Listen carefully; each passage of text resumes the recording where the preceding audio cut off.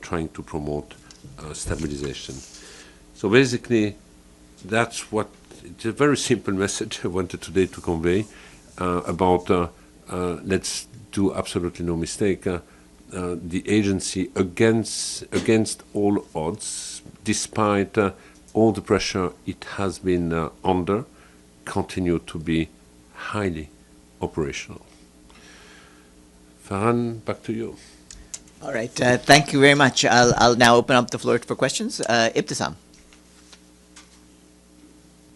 Thank you. My name is Ibtisam Azim, Al Arab Al Jadid newspaper. I have two questions. In your remarks today, you talked about accountability. Remarks to the fourth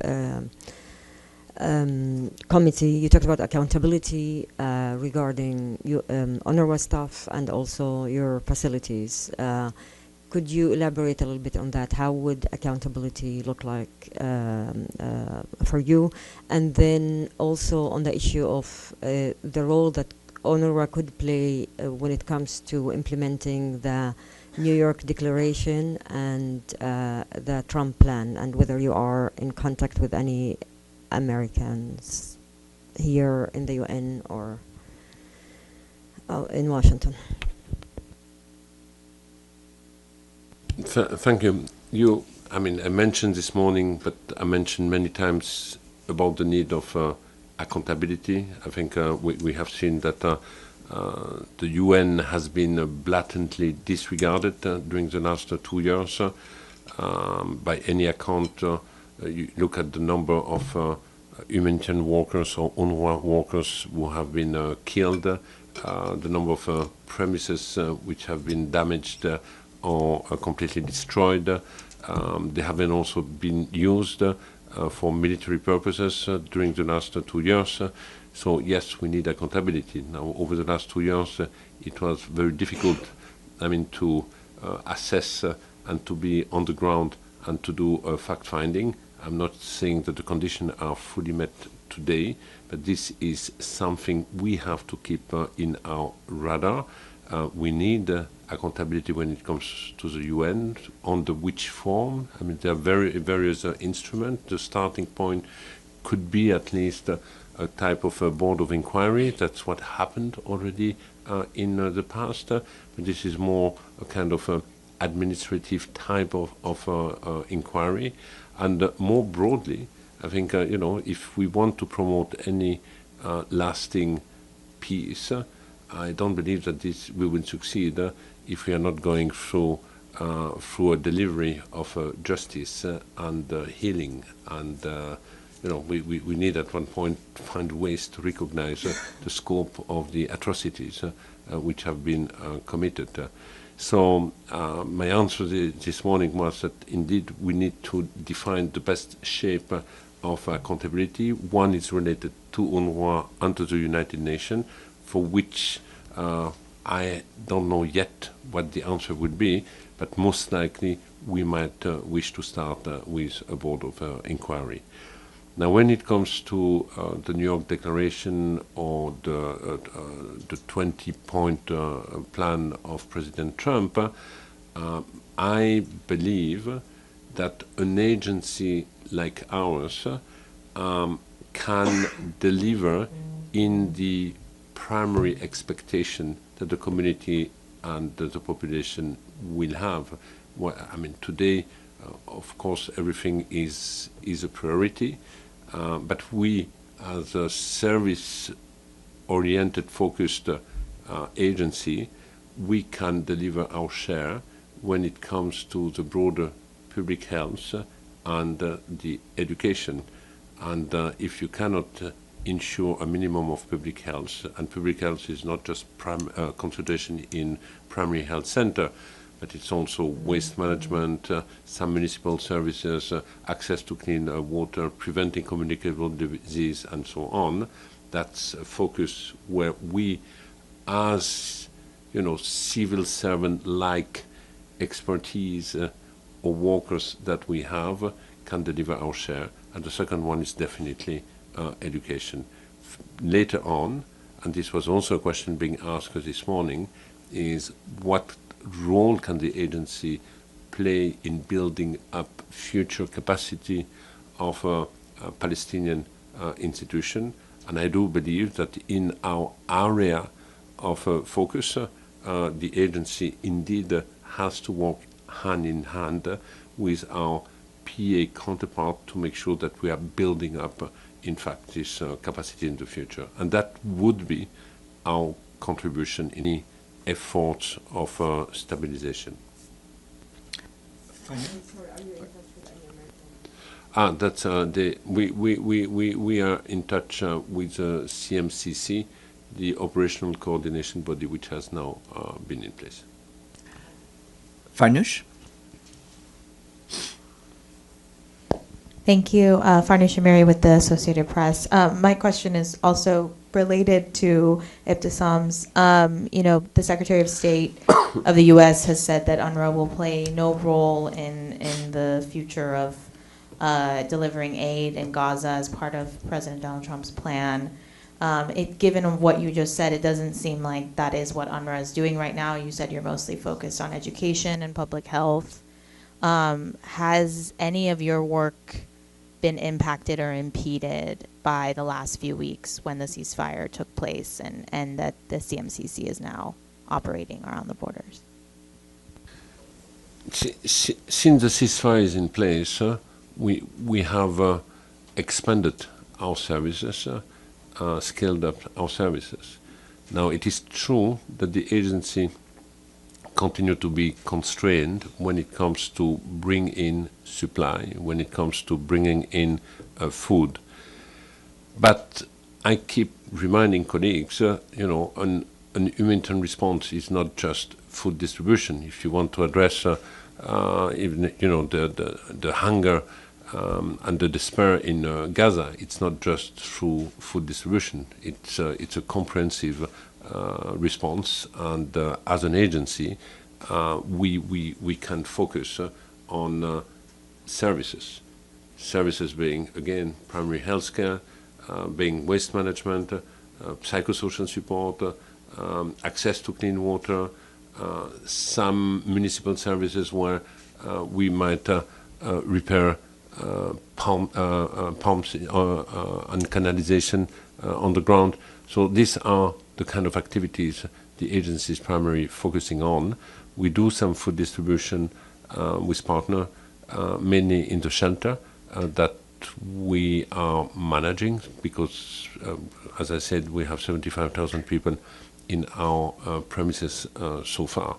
So that's really the focus the agency is having now.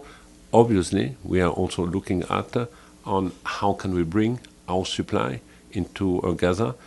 You heard me last time when I was highlighting that we have the equivalent of about 6,000 trucks in Egypt and in Jordan. This is not yet in, and we are looking at with the other partner of the UN and also with the CMCC how this can be brought in. It is, again, when it comes to the movement into Gaza for the agency, we are under a number of restrictions, as you know, which are very much related to the piece of legislation in place in Israel. Deji?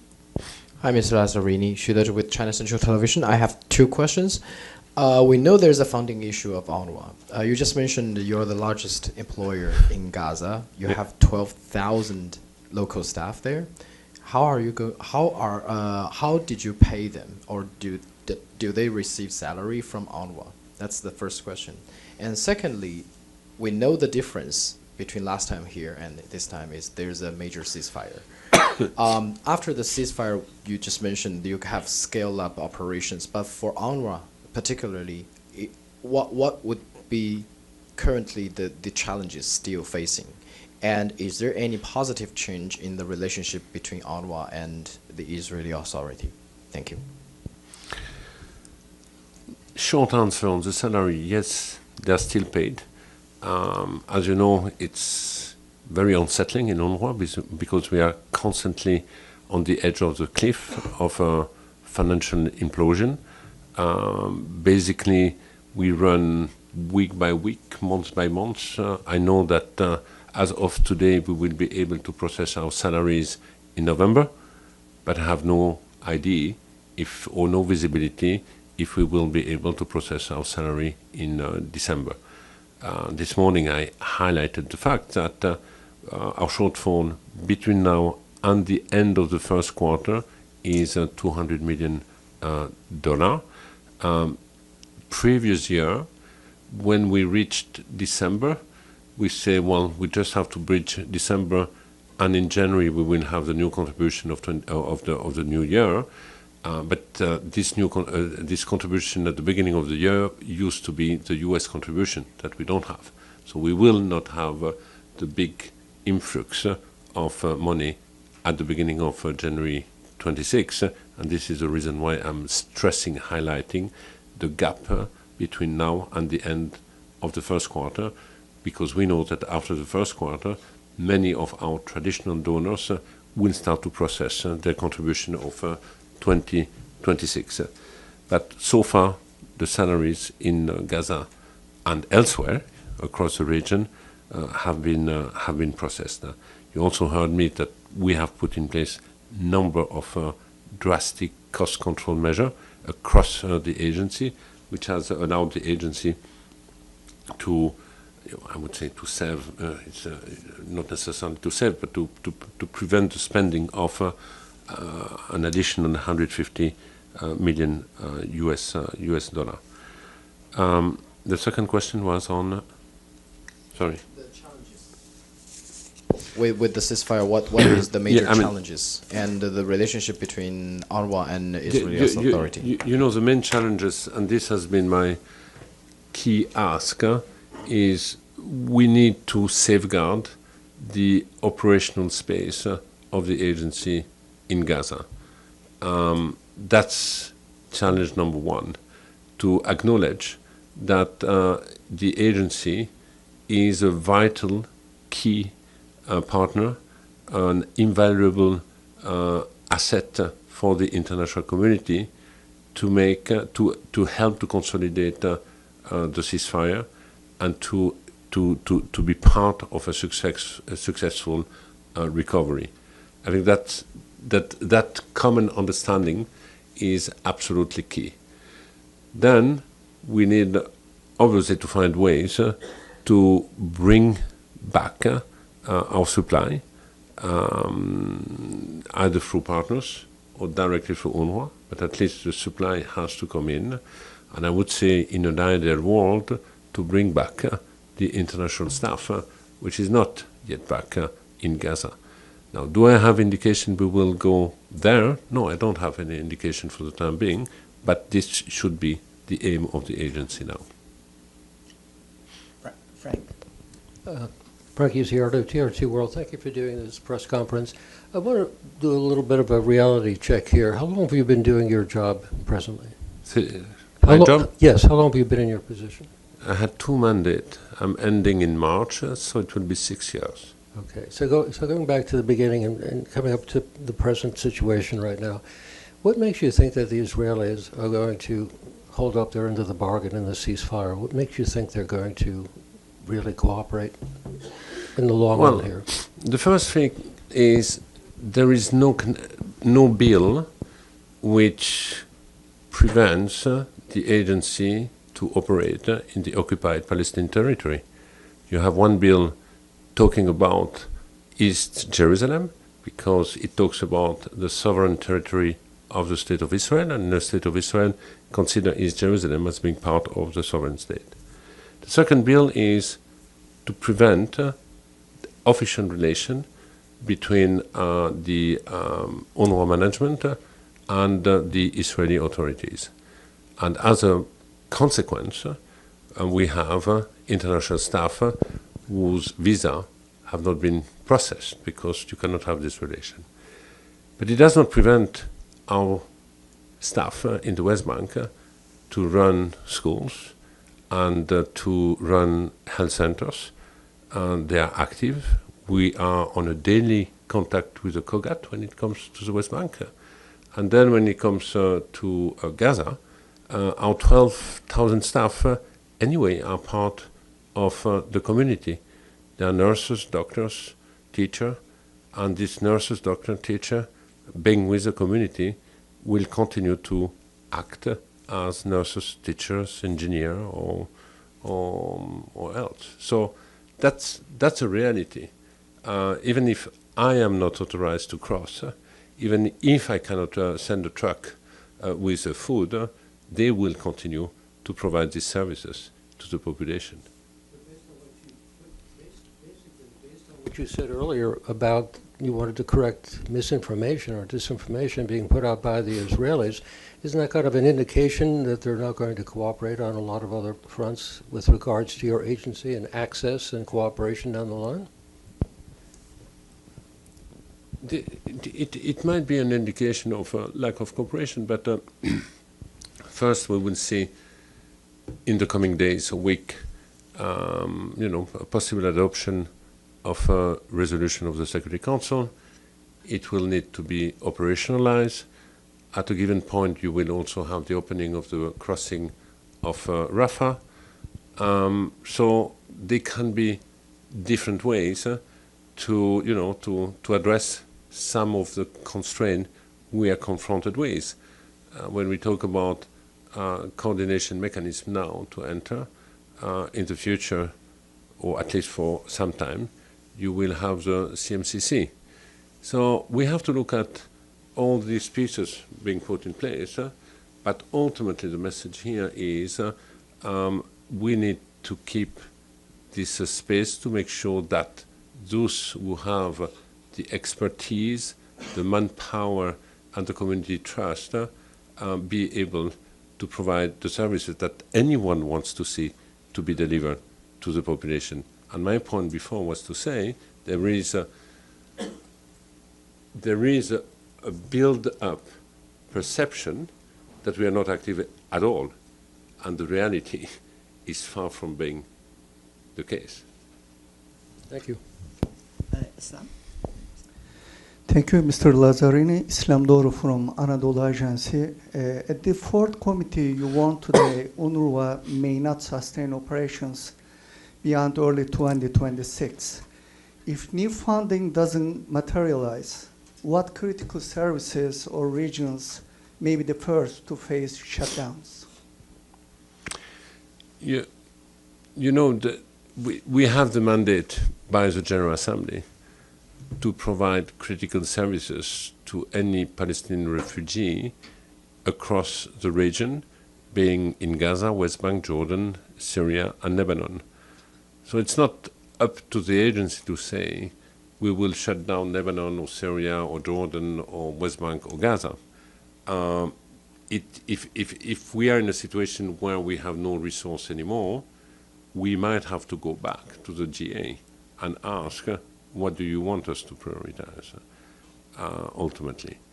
As an agency, we have done everything possible to put in place efficiency measure, cost control, which has become austerity, which is even now impacting sometimes the quality of the services.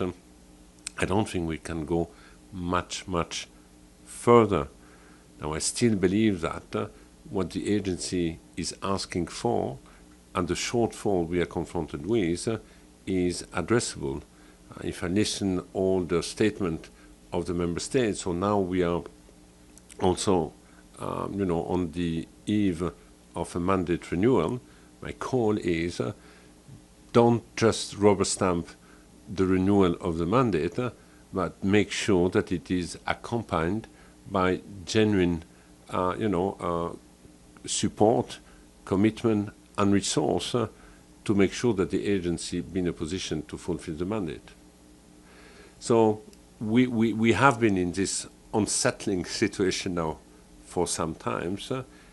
Against all the odds, we have succeeded to navigate, but I think it's time now to become a predictable partner for the foreseeable future, and especially now in this journey, which I hope will lead to a consolidated ceasefire, to recovery, to stabilization, and to the next phase. Bissam?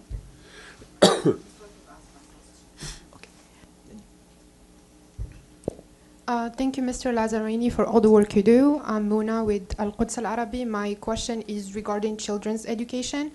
After 3 years of no access to education, children in Gaza are still deprived of the right to education. We already know that UNRWA provided about 300,000 psychosocial sessions and nearly 42,000 learning activities in temporary spaces, but unfortunately the trauma and the hunger persist. So my question is, how is UNRWA planning to integrate psychological recovery and nutrition support in its education response to ensure that children in Gaza are not only returning to classrooms, but they are ready and able to truly learn? And thank you. Yes, thank you. You know, it will take time. It will be a long process. I don't think we can pretend that the children in Gaza are back in a full traditional type of education. As you indicate, they have gone through 2 years of extraordinary duress, trauma, which needs to be addressed. On top of that, we do not really have many schools or functioning schools. So we are just bringing them in type of a temporary environment, learning environment. The first objective is to try to provide them with some, feeling of normality. The teaching, of course, is still modest. We try to keep, literacy and ability to do arithmetic. But going back to the full curriculum will take some more time. As you said, we have the issue also of the trauma, how to address it, and it's not just the children. The entire population is traumatized. The teachers are traumatized, and we have also to look at how we can support the teacher to better support the children. But we will have a gradual approach. I think what's important is to show that we prioritize education. I said many times, education is the only thing which has never been taken away from the Palestinian. A lot has been taken away from the Palestinian, but not education. Education has remained the pride of the Palestinian, and we have to make sure that we restore this as a matter of priority. Islam again. Thank you again. You also mentioned at the committee that ICJ ruling on Israel obligation to lift restrictions on UNRWA's work. Given Israel's continued measure against the agency, what mechanism or pressure can actually ensure that compliance? Well, you know that this is advisory opinion. It's non-binding since it's an opinion, but it will become a legal reference. I hope that it will be a legal reference for a number of member states who would expect after that compliance. I don't expect that the state of Israel all of a sudden say we will abide to the ruling of the ICJ advisory opinion, but it will become the norm of many countries, friends of Israel, who will also use this as an argument to make sure that an agency like UNRWA be considered, and not only be considered, is part of the UN and the international community response to the Palestinian in the occupied territories. There have been few rulings from the ICJ. A year ago, the ruling saying that occupation is illegal and should end, and now we have this new ruling calling, in fact, for the full access of the UN, mainly UNRWA, to the population. I don't see any questions online. If there are no questions online, then I believe we're done with questions, and I would like Perfect. once more to thank our guest, Philippe Lazzarini, the Commissioner General of UNRWA. Thanks again very much. Thank you. Thanks. Have a good afternoon, everyone. Thank you.